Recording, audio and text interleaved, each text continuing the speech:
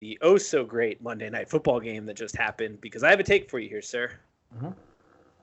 We're in agreement that Jameis Winston is probably on his way out of this league.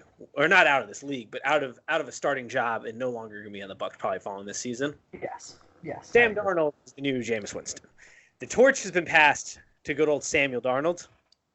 Yeah, he might be. He is currently in his tweet now. It is a small sample size because we're not that far into the league or the year yet. But he has thrown 20 touchdowns and 20 interceptions. That's not even including his fumbles so far in his career. And to me, he is the exact same player. This is what I wrote in his draft analysis when I put him as our fifth best prospect during his draft class. Where is it?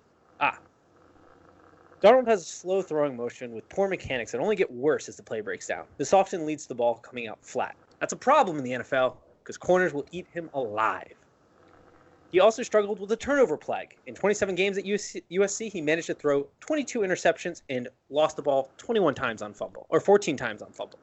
Sound like anybody familiar in the NFL who's about on the way out? Yeah, I can think of someone. Has a slow throwing motion, terrible mechanics that only break down as soon as pressure comes, and throws a ton of ducks. That is exactly what we saw last night. That is what we've seen occasionally from Sam Darnold here and there. Not to say he can't potentially be good, but I'm showing a lot of signs of a potential Jameis Jr. coming up through the ranks in New York. Yeah, I don't hate that take. I really don't. I'll put a little star next to yesterday just because it was New England. This is true. Unreal. But I don't hate that take at all. Sam Darnold does seem to be a bit of a turnover machine. Kind of like when you read those numbers, my first thought was like an early Brett Favre, but Brett Favre made more plays, like just extended plays and just did ridiculous things. So I can't disrespect Brett Favre that way. But yeah, I don't hate that take. I can see the Jameis comparison for sure.